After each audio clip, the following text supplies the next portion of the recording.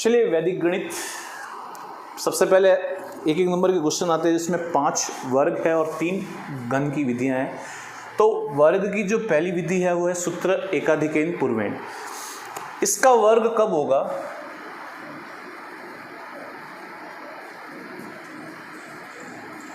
इकाई अंक या चरम अंक क्या हो? 5। इस विधि से हम उन्हीं का वर्ग कर सकते हैं जिसका इकाई अंक को वैदिक भाषा में बोलते हैं चरम अंक, यानी कि लास्ट वाला उधर वाला अंक क्या होना चाहिए? 5। तो देखिए 2 एग्जांपल लेता हूं। नंबर 1,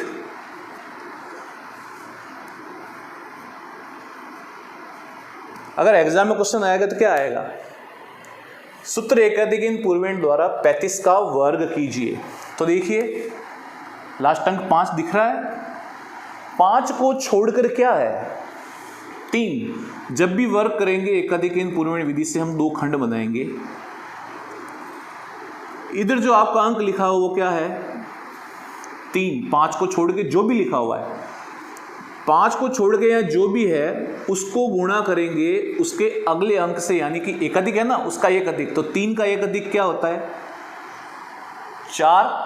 और इधर जो है वो जो हमारा चरम अंक इकाई अंक क्या है? 5। इधर हम लिखेंगे 5 का वर्ग। वापस देख लो, 5 था, वापस 5 का वर्ग आ गया। तो 5 के वर्ग को तो वैसे के वैसे लिख दो, और इधर जो 3 है उसके आगे लिख दो 4। तो 4 तिया 12, 5 पंजा 25। एक और एग्जाम्पल देख लो, मान लो आपका आ गया 125। क्या करना है? वर्ग करना है। स्क्वायर लगा हुआ आ भी सकता है, नहीं भी आ सकता है। तो देखो पहले क्या लिखोगे? 5 को छोड़ो, क्या बच गए? 12।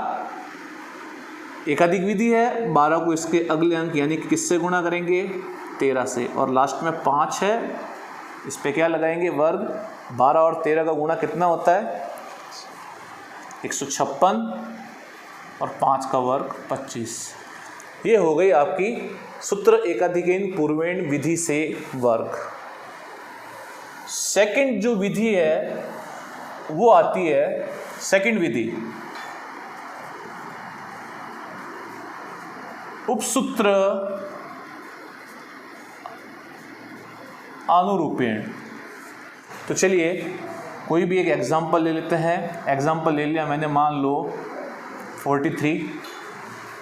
इससे घन भी होता है। अब आपको पता है वर्ग में घात कितनी होती है? 2। तो जब हम उपसूत्र अनुरूपेण विधि से वर्ग करेंगे तो हमें यहाँ 3 खंड बनाने हैं, और घन में कितने बनते हैं? 4। वो कैसे बनेंगे? देखो, जो इधर था उसको इधर लिखा, जो उधर था उसको उधर लिखा, बीच में इन दोनों का क्या आ गया? इनटू, और इसको डबल बार लिख दो, बस, और कुछ भी नहीं है।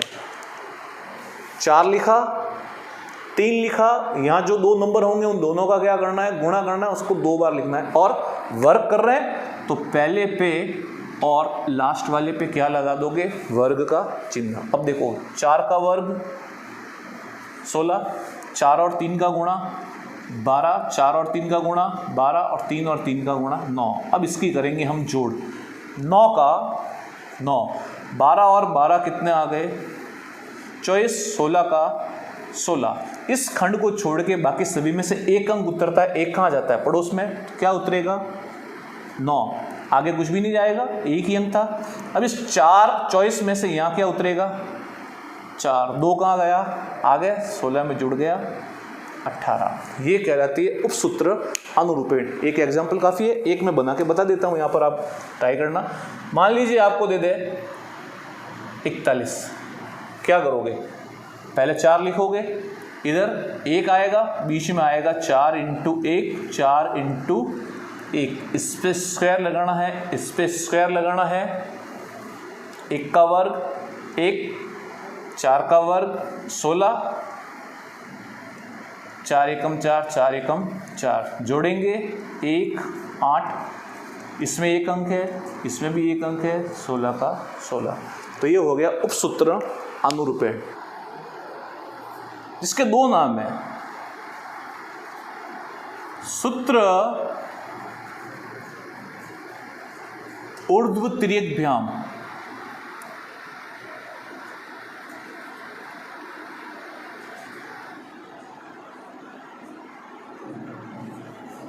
और दूसरा नाम है द्वंद्व योग विधि।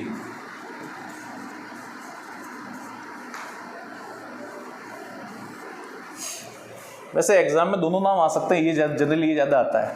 तो पहला एग्जाम्पल मान लो मैंने ले लिया 62। अब इसके खंड कैसे बनेंगे देखो, एक संख्या है, पहले लिखेंगे एक संख्या, या हम इधर से लिखना स्टार्ट करेंगे, पहले एक संख्या लिखेंगे, फिर अगले में डबल आएगी, फिर ट्रिपल आएगी, फिर तो देखिए जल्दी से देखिए, पहला अंक क्या है 6 लिख दिया, पहला खंड कंप्लीट। अब यहाँ से कितने अंक लिखेंगे 2, तो क्या आ गया 62, जहाँ से ये पूरी संख्या आ गई 62 के 62। और एंड कहाँ करना है देखो, पहले क्या लिखा 6, फिर लिखा 62 पूरा, अब लास्ट वाला क्या लिख दिया वापस 2। इसका अर्थ है इधर और इधर समान, पहले एक अंक फिर 2, फिर वापस उतार क्रम में। मतलब जो नंबर आपका है इसकी शुरुआत इधर से तो करते हैं चढ़ते हुए क्रम में, और उधर आता है उतरता हुआ क्रम। जब पूरा नंबर आ जाता है तो पूरे नंबर के इधर तो रहेगा चढ़ता हुआ क्रम, उधर रहेगा उतरता हुआ क्रम। तो ये देखिए 62 के बन गए।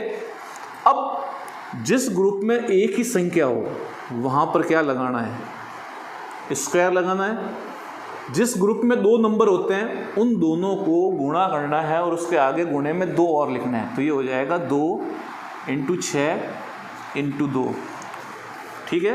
और यहाँ वापस एक संख्या है, यहाँ क्या आएगा वर्ग। 3 खंड थे, जिस खंड में एक संख्या है उसके ऊपर लगाना है स्क्वायर, तो इसमें एक ही अंक था, स्क्वायर लगा, इसमें भी एक अंक था, स्क्वायर लगा, इसमें कितने अंक थे 2, दोनों के बीच में क्या लगाना है इनटू, और उसके आगे इनटू में क्या लिखना है 2। चलिए गुणा करते हैं, 6 का वर्ग 36, 6 दूनी 12, 12 दूना 24, और 2 का वर्ग 4। बस एक एक अंक नीचे लिखना है। इधर एक ही अंक है 4, इधर से भी क्या उतरेगा 4। अब ये जो 2 है वो पड़ोस में चला जाएगा, तो कितना हो जाएंगे 30, इसमें से 2 आ गए, इसमें से कुछ भी आगे नहीं आया, तो ये हो गया 3844। देखिए एक एग्जांपल और देखिए, 3 अंक लेते हैं। चलिए 4, 3 और यहाँ ले लेते हैं हम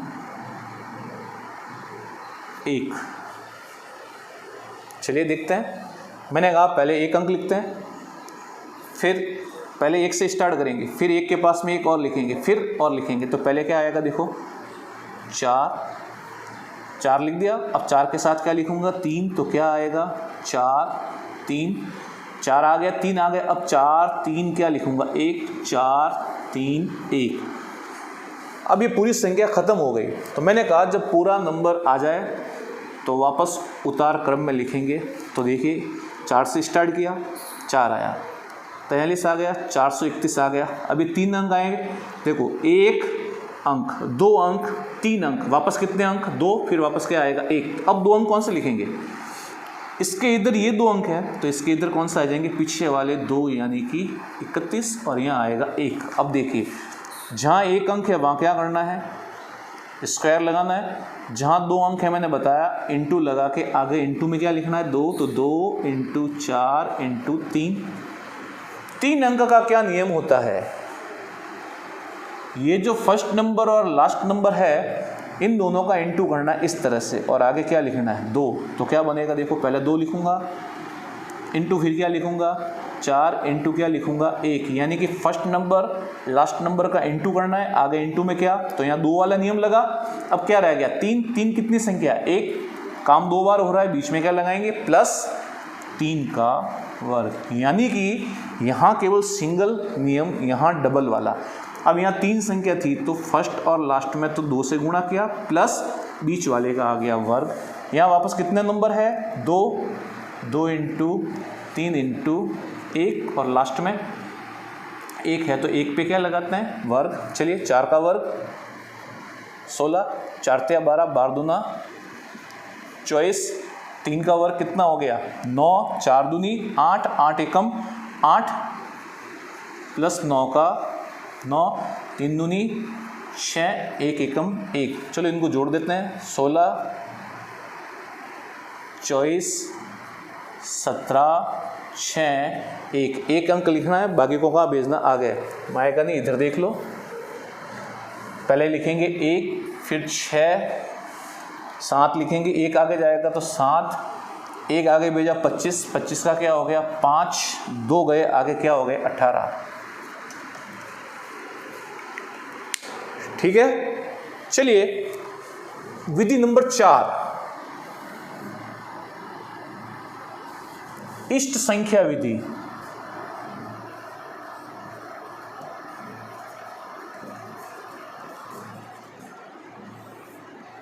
किससे वर्क करना है? इष्ट संख्या विधि से वर्क करना है, बहुत इजी है।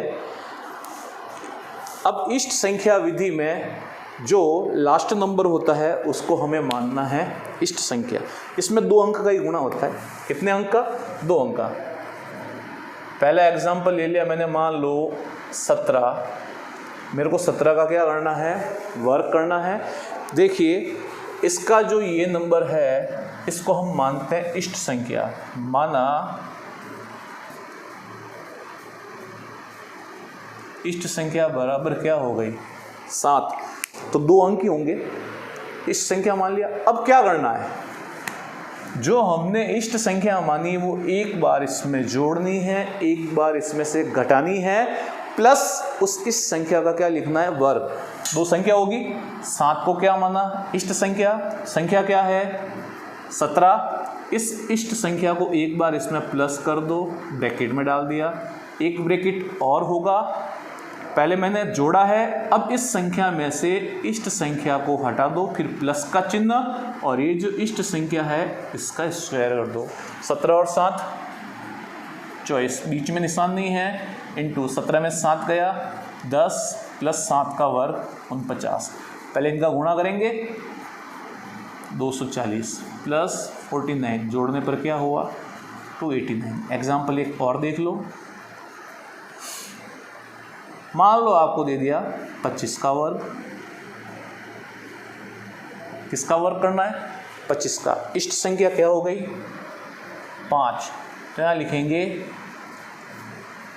इष्ट संख्या बराबर हो गई 5। इस 5 को एक बार इसमें जोड़ेंगे, एक बार इसमें से घटाएंगे, तो पहला ब्रैकेट बनेगा 25 प्लस 5, दूसरा होगा 25 माइनस 5, और प्लस जो इष्ट संख्या है उसका वर्ग। 25 और 5 30, इंटू 25 में से 5 गए 20, प्लस 5 का वर्ग 25। इन दोनों का मल्टीप्लाई किया 600 प्लस 25 का 25, 625।